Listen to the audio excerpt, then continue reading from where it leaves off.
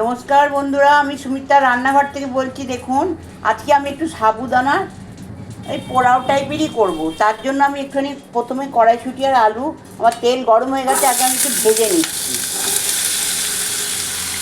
কড়াইশুঁটি আলুটা ভেজে নিয়ে তারপরে বাকি যে আনাজগুলো বাকি যে জিনিসগুলো দেবো সেগুলো আপনাদেরকে আমি দেখিয়ে দিচ্ছি। আগে আমি এইগুলো একটু ভেজে নিই ভালো করে।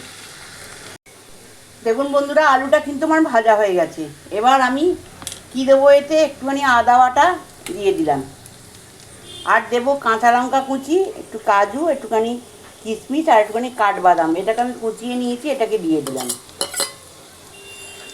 সামান্য একটু নুন দেব, দিয়ে এটাকে আমি একটু ভেজে নেব, কারণ এটা একটু মিষ্টি মিষ্টিই তো হয়, এটা তো কেউ ঝাল দেয় না। তো এটাকে আমি ভালো করে রেডি করে নিই। এবার বন্ধুরা, আমি এর মধ্যে সাবুদানাগুলো দিয়ে দিলাম।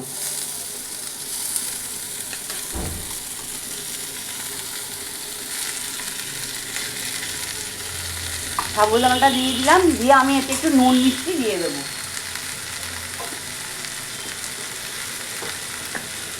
সামান্য একটু নুন দেব,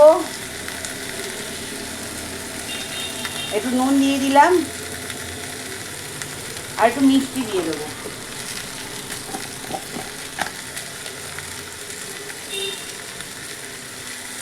আপনারা যদি কেউ বেশি খান তো দিতে পারেন। আমি এই অবধি দিলাম। এবার নামাবার আগে একটু ঘি দিয়ে আমি জিনিসটা নামিয়ে নেব।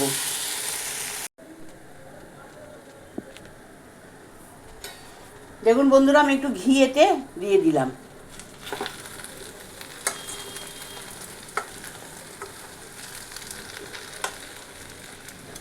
একটু ঘি দিয়ে দিলাম, আর আমার হাতে তৈরি করা একটু গরম মশলা এটা আমি ছড়িয়ে দিলাম।